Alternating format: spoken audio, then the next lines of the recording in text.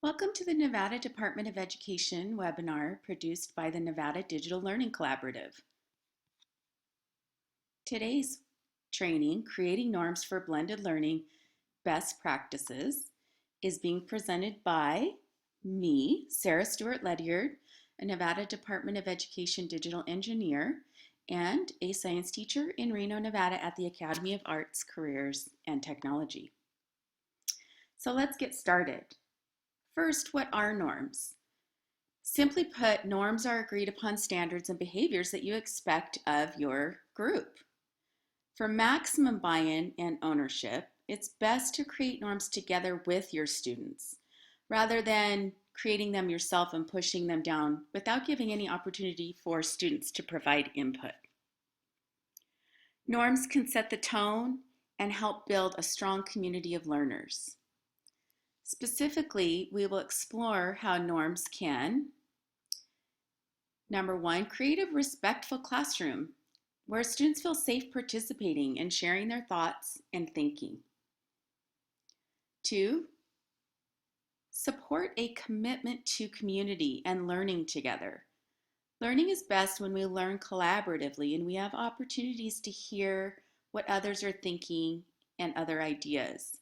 Building this type of learning community doesn't happen spontaneously, and taking steps to create norms can be a step in the right direction to help you build this culture in your classroom, whether it's online, hybrid, or face-to-face.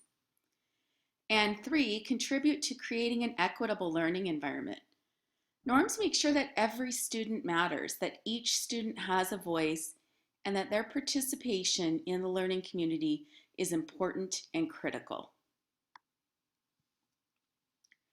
So let's start with norms that promote respectful learning environments.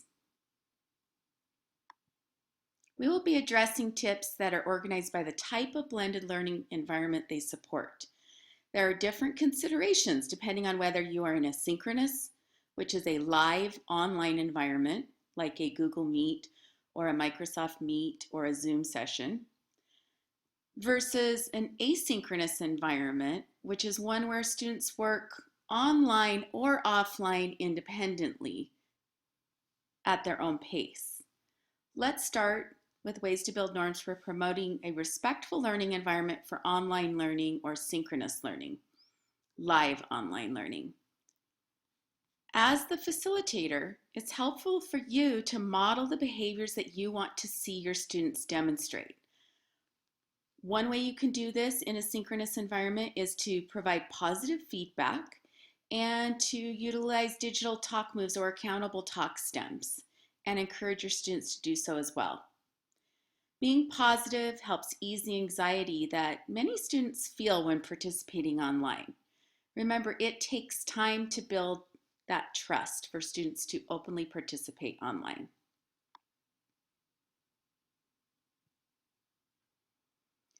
Many of these same norms carry over into every blended environment, regardless of synchronous or asynchronous. However, let's shift to thinking about consideration for norms when each student is working asynchronously or they're not online live at the same time. First, make sure that you decide which digital platform to use and make sure you use that platform consistently. It's confusing and frustrating for students if you're switching back and forth. Make sure that the digital platform has space for students to reach out and ask questions and participate in discussions. One of the key complaints of students with online learning is there is not enough collaboration or interaction with their peers. So make sure to provide a space for this. Remember, students can also support each other. So make sure the question form is open, available for the whole community to respond, not just you as the teacher. When using an online discussion forum, you should have clear guidelines and expectations for participation. Make sure you're explicit with these expectations and when the initial post should be posted and how often you expect follow-up responses. It's also helpful to provide examples of what quality posts look like so that students have a model. Don't assume that students know what respectful interactions look and sound like online. As a group, discuss this and define and provide examples of what this could look like in an asynchronous environment. This is another area where accountable talk and digital talk moves, sentence starters, and sample comments can support.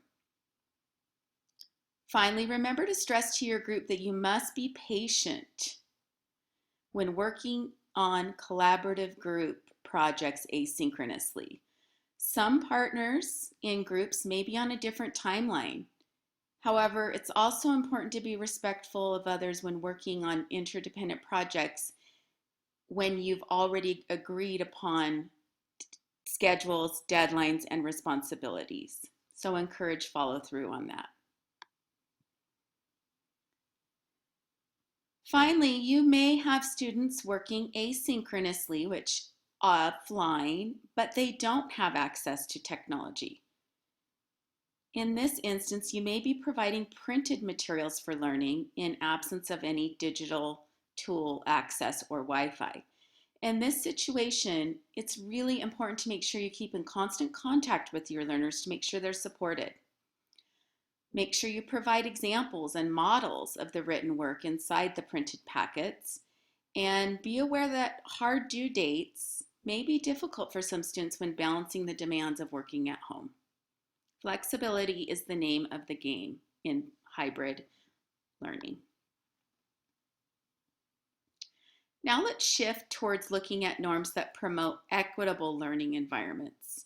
Let's first start with synchronous live online environments. Remember to be empathetic with your learners as they may be new to this type of learning. Allow time for them to learn and practice with the digital platform that you've chosen before using it for instruction. It also is helpful to post tutorial videos and support resources for students and families that run into technical difficulties. Recognize that students may access digital platforms with different devices that may have differing capabilities. One of the biggest challenges is to ensure equitable participation online. It can be easy for one student to overshadow others, and as the facilitator, it's important that you employ strategies and norms to ensure equitable participation. This can be done by using breakout rooms to increase participation and sharing of ideas. You can utilize strategies to manage speaking, such as each person nominates somebody who hasn't spoken, and this continues until all students have had an opportunity. Finally, if students are absent, make sure you check on them. Make sure they're okay and provide recordings for them. Be understanding, as learning from home can and will be unpredictable.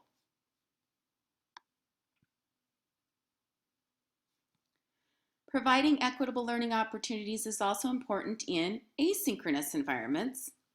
To encourage equal participation, allow students to participate and share in a variety of ways.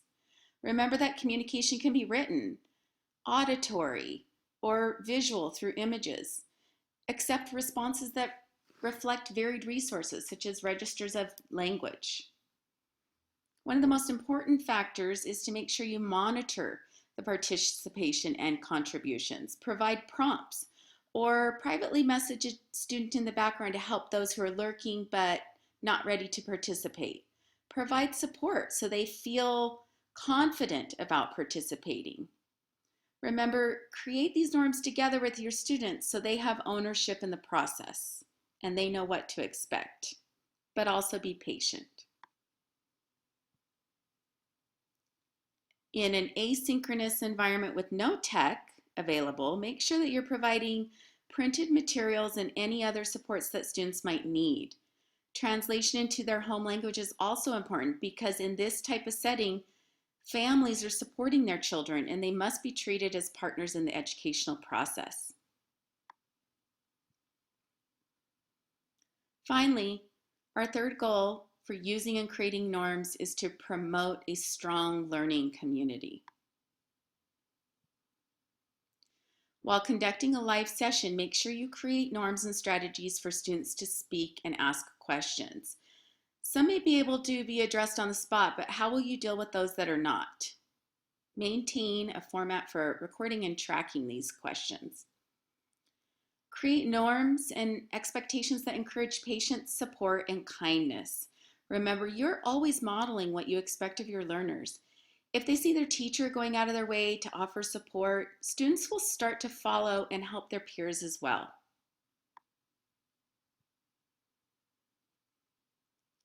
When working in asynchronous activities that require technology, make sure to find a way to honor all contributions.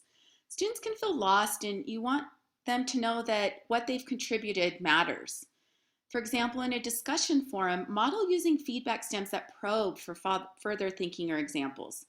It's also important that if you have students working on a project that involves the use of technology, provide support for the caregivers and parents. This could be video tutorials, links to resources, or it could even be providing options for choice and maybe even offering meetings for them to ask questions and ask them what kind of support they need to support their children.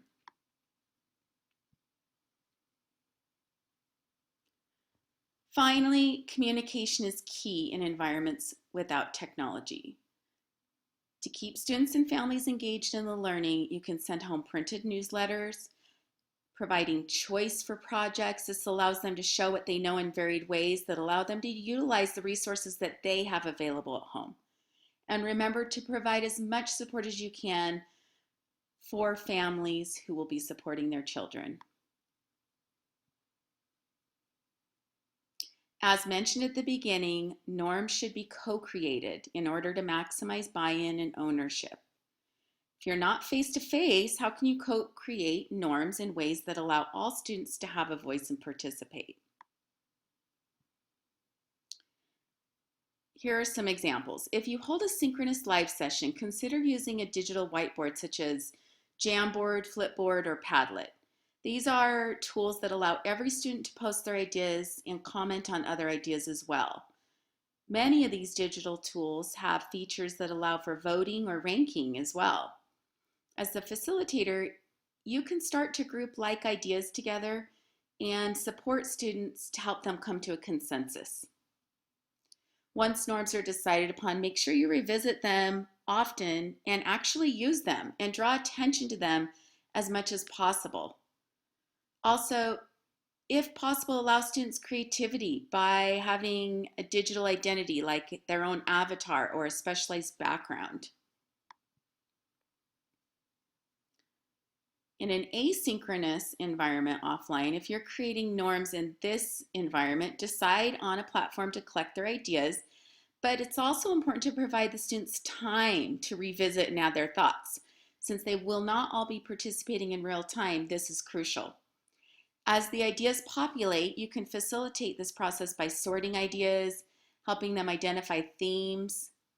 If they're struggling, you could provide prompts or suggestions to help them get started. For example, you could post, how can we ensure that every person has the opportunity to participate? And this might help stir the conversation. You can also provide students with a digital journal space where they can share and converse online with each other, maybe something like an online PowerPoint or Google slide deck where students can post a slide with their idea and then also visit other students' ideas, slides, and add comments. If there's no technology available, ask students to develop learning norms with their families, and those can align with their values that are consistent within their homes. It also includes the families in the learning process, which is crucial. Thank you for joining me today to explore this topic. I want to give credit as these guidelines were adapted from a document developed collaboratively by Open Science Ed, iHub, and Next Generation Storyline, and they have licensed that work under Creative Commons with attribution.